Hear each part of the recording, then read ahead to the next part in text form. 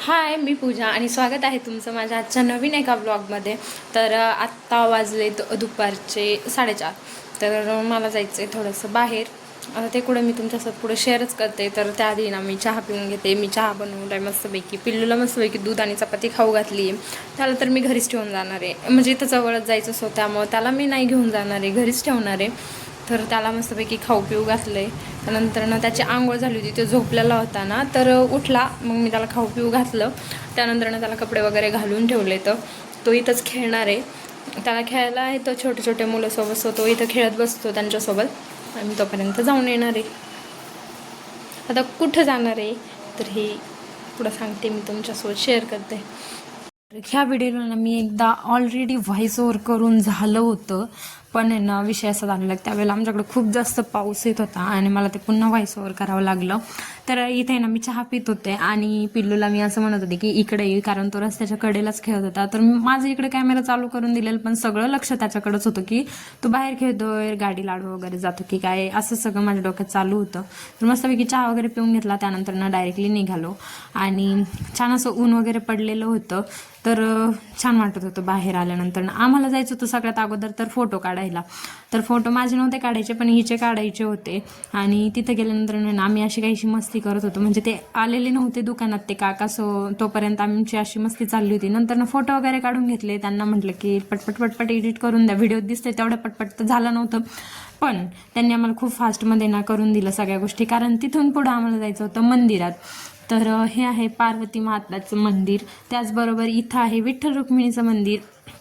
आणि हो, इथंच ना नवनाथांचं देखील मंदिर आहे. पण नवनाथाच्या मंदिरासमोर आहे ना म्हणजे पोथी वगैरे वाचायचं चालू होतं, सो म्हटलं नको तिथं डिस्टर्ब करायला, त्यामुळे आम्ही तिथं काही गेलोच नाही. म्हणजे शेजारीच मंदिर आहे, पण आतमध्ये जाऊन दर्शन वगैरे घेतलं नाही, बाहेरूनच घेतलं.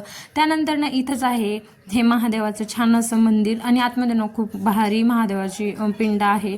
आता देव तर सगळेच भारीच असतात, पण आहे ना मला तरी पर्सनली इथं येऊन आहे ना खूप मन शांत होऊन जातं माझं.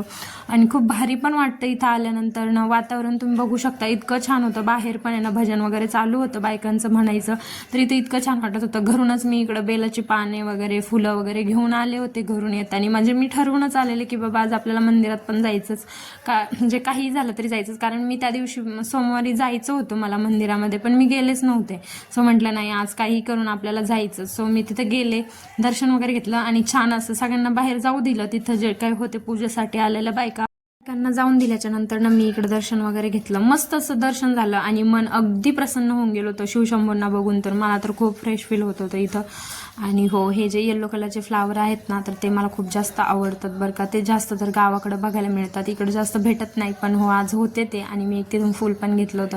तर छान असं आम्ही तिथं देवाच्या इथं मस्त दर्शन वगैरे घेतलं. त्यानंतर तिथं हे दिवा लावलेलं होता, सो तिथून आम्ही प्रसाद वगैरे पण घेतला. दिव्याच्या इथं प्रसाद पण होता, तर तो प्रसाद वगैरे घेतला. बाहेर निघालो मस्तपैकी दर्शन वगैरे घेऊन. बाहेर आल्यानंतर ना इथं छान असे कीर्तन जे चालू होते ना, तर मी ते तुम्हाला पुढे ऐकवते, तर नक्की ऐका. इतके छान मस्त आवाज येत होता ना त्यांचा सगळ्यांचा, तर मला तरी खूप भारी वाटत होतं.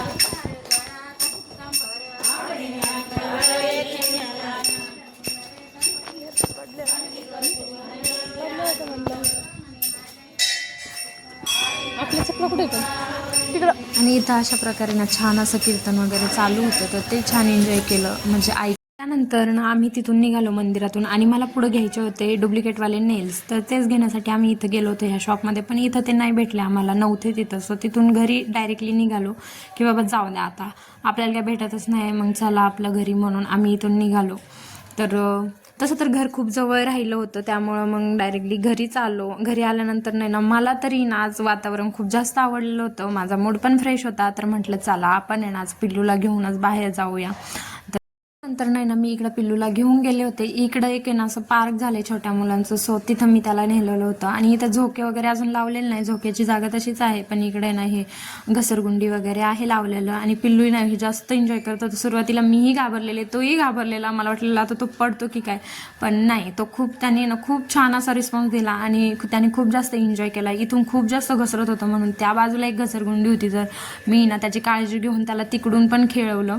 आणि त्याला इथून उलट वरती चढायचं होतं ना, की सरळ तिकडून त्याला यायचंच नव्हतं जिन्याने, त्याला इकडूनच वरती चढायचं होतं. आणि तो ना खूप जास्त म्हणजे असं हे करत होता की एक्साइटमेंटमध्ये होता एकदम, की मला खेळायचं, म्हणजे नाही का असं खूप भारी वाटत होतं त्याला, तर त्यांनी पण छान असं एन्जॉय केलं इथं. आणि हो, तो म्हणजे इतका एन्जॉय करत होता, लय हॅप्पी होता तो. भारी वाटलं त्याच्याकडं असं बघून, नाही का एकदम त्याचं तो खेळत होता छान मस्त असं एन्जॉय करत होता मस्त. तर त्याला मी नाही, तो खूप जास्त दमवला होता. पाणी वगैरे मी सोबत घेऊन गेले होते बॉटल घरून जातानीच, की तहान लागली तर तो पिईल बाबा म्हणून. आणि छोट्या लेकरांना काय हवं असतं ना, फक्त असंच म्हणजे बाहेर खेळायला नेणं वगैरे ह्या सगळ्याच गोष्टी पाहिजे नसतात. छान असं घरी आल्याच्या नंतर ना त्याच्यासाठी खिचडी भात वगैरे लावला, तर तो दमलेला होता म्हणून त्यांनी मस्त असा खिचडी भात एन्जॉय केला. आणि हो चला, आजसाठी इतकंच. बाय, भेटूया अशाच नवीन एका व्हिडिओमध्ये. तोपर्यंत बाय बाय.